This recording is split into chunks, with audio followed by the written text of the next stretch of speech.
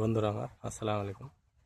সাধারণত গরুর নাঙ্গল দেখা যায়, এখানে আপনাদেরকে দেখা যায় মোষের নাঙ্গল। দেখুন বন্ধুরা, মোষের নাঙ্গল সচরাচর দেখা যায় না। সোনালী ফসল ফলানোর জন্য মোষের নাঙ্গল।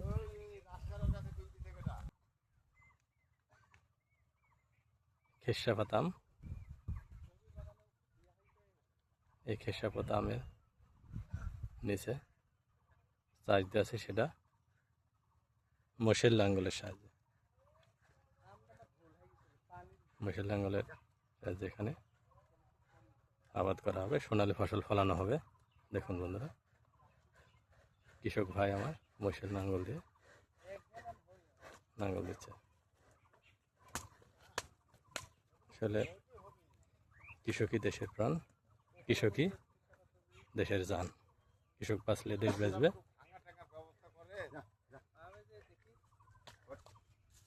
চারিদিকে আম বাগান।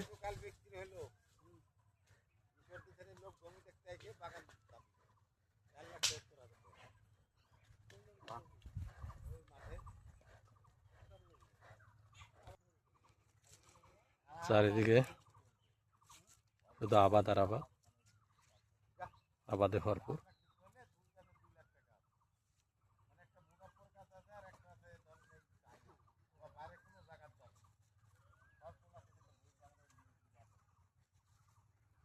খেসাপাতা আমের বাগান, ভুট্টার ভুঁই।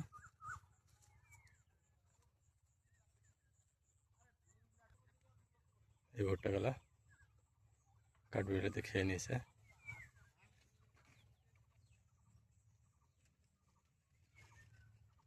দেখুন ভুট্টাটা খাওয়ার পরে কি অবস্থায় আছে দেখুন।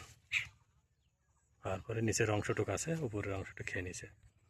মোষের লাঙ্গল তো দূরের কথা, গরুর লাঙ্গলই সচরাচর দেখা যায় না।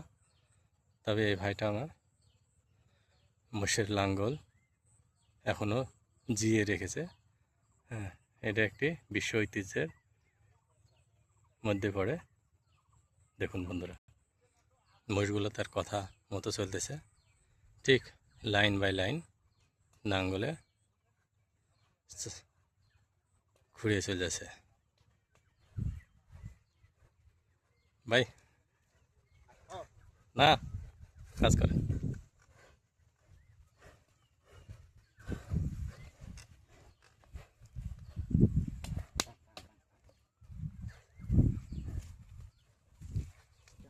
আম গাছ তল দিয়ে যে খেসাপাতা আমের কি সুন্দর কালার আসছে দেখুন।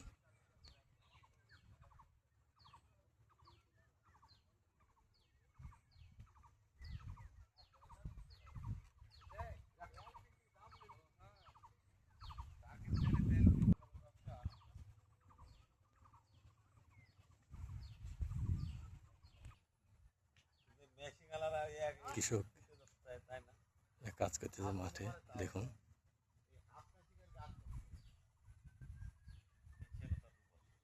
শুধু মাঠ আর মাঠ, আর আম বাগান, আবাদ আর মাঠ আর মাঠ।